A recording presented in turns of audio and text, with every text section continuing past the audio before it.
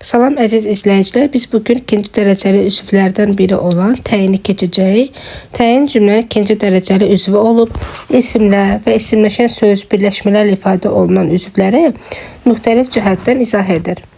Təyin digər ikinci dərəcəli üzvlərdən fərqləndirən əsas bir xüsusiyyəti ondan ibarətdir ki, o təkcə baş üzvlər deyil, əşya məzmunu bildirən ikinci dərəcəli üzvlər, yəni tamamlığı, bəzən zərflikləri də izah edib aydınlaşdıra bilir. Təyin necə, nə cür, hansı, neçə,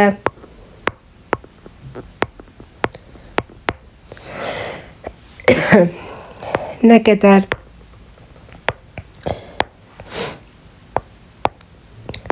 neçənci və bir sıra başqa suallara cavab verir. Məsələn, deyirəm ki,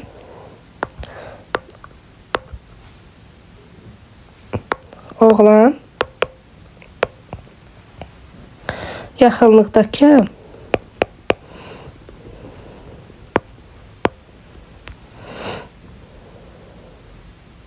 binadan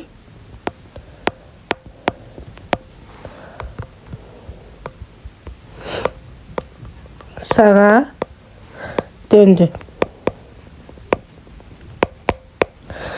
Burada oğlan bildirir ki, mübtədadır, kimsə ona cavab verir. Döndü sözdəki xəbərdir.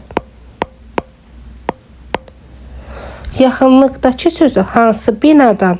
Yaxınlıqdakı binadan və yaxınlıqdakı sözü təyindir, sifətlə ifadə olunubdur. Və yaxud da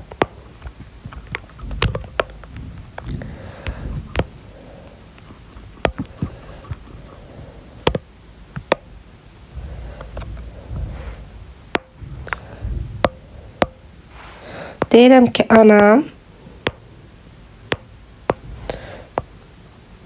dəri çanta aldı.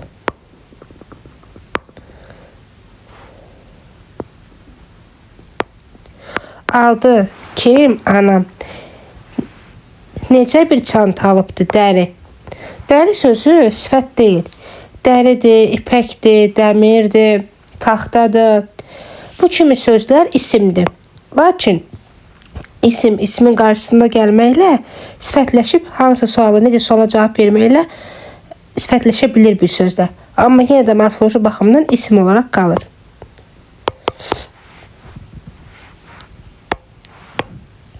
Yəni, təyin sifətləşmiş isimlərlə, eyni zamanda sifətlə, sayla və addən işarə əvəzliyi ilə, təyin əvəzliklərlə, sifətləşmiş yer zərflikləri ilə, fe'li sifətlə, ismi birləşmələrlə, mürəkkəb adlarla, fe'li sifət tərkibli ifadə ola bilər. Deyirəm ki, mən sənə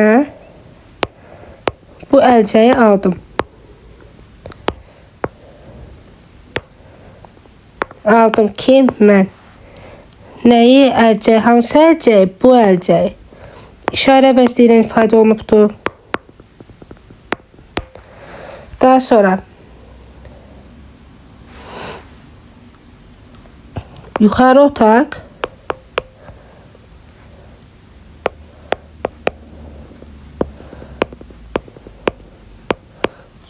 çox istidir. Hansı otaq? Yuxarı otaq. Burada isə zərflə ifadə olunmuşdur.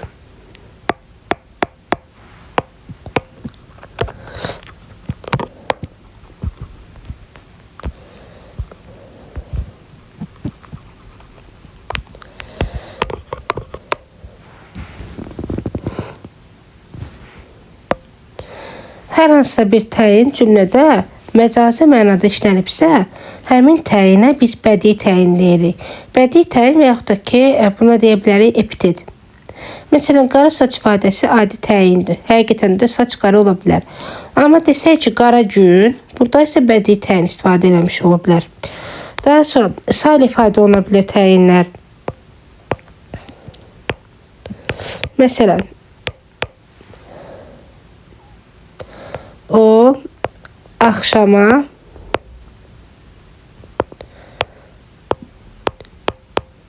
Çox yemək pişirdi.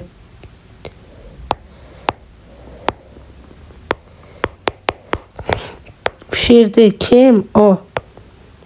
Nə qədər yemək? Çox yemək. İsmin qarşısına gəldiyi üçün nə qədər sualına cavab verir və təyin olur. Əvəzi ilə ifadə oluna bilər. Bəzən hətta bizim və belə deyim, sizin yiyəlik hallı əvəzilərlə ifadə oluna bilir. Bu zaman isə ikinci tərəf mənsubu şəkilçisi əsla qəbul eləmir. Məsələn deyirəm ki, bizim ev çox gözəldir. Normalda uzaqdan baxanda üçüncü növ təyinli söz birləşməsində biz bilirik ki, parçalamırıq. Əgər bizim evimiz çox gözəldir olsaydı bütöv götürərdik. Amma fikir veririk ki, ikinci tərəf yiyəlik bədnində mənsubu şəkilçisi qəbul etməyibdir. Gözəldir. Nə? Ev. Hansı ev? Bizim ev. Amma olsaydı ki, bizim evimiz, bəli, birinci tərəf yəni ikinci tərəf mənsubiyet olsaydı biz bunu bütöv mübtəda götürərdik. Amma burada imiz hissəsi olmadığına görə bizim ev formasında olduğu üçün parçalanaraq təyin götürülə bilər. Daha sonra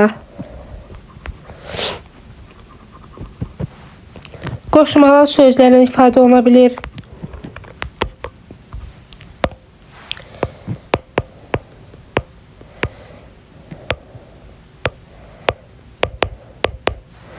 Məsəl üçün deyə bilərik ki, dəmir kimi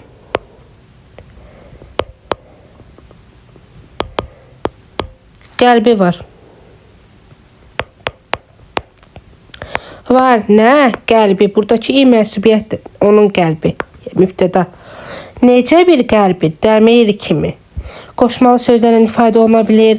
İsmi birləşmələrlə ifadə oluna bilər. Deyirəm ki, məktəbin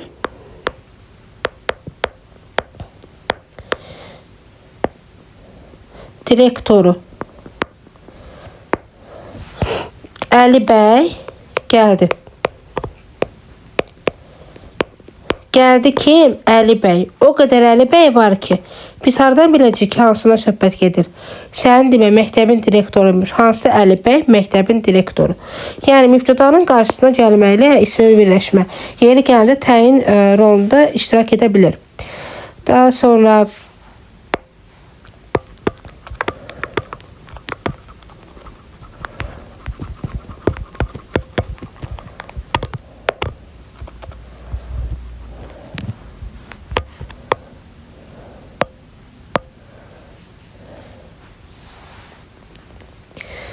fe'li sifətlə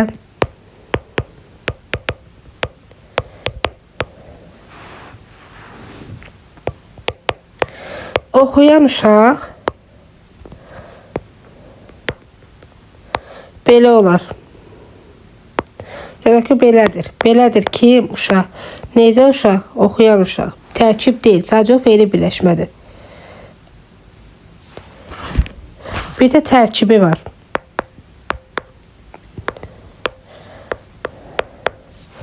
Fe'li sifət tərkibi. Məktəbi bitirən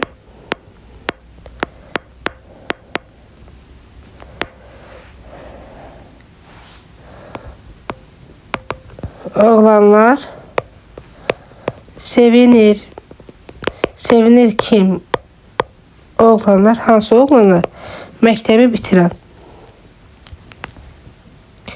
Məstər və məstər tərkibi, fe'li bağlama tərkibi təyin ola bilmir. Təyinlər isimlər, isimləşən sözlərlə, birləşmələrlə ifadə olunur və bunlar ifadə olan bütün cümlə üzvlərinə aid ola bilir. Təyin cümlədə bütün cümlə üzvlərinə, bəzən fe'li xəbərə də aid ola bilər. Onların hər birinə tabelik əlaqəsi ilə bağlanır.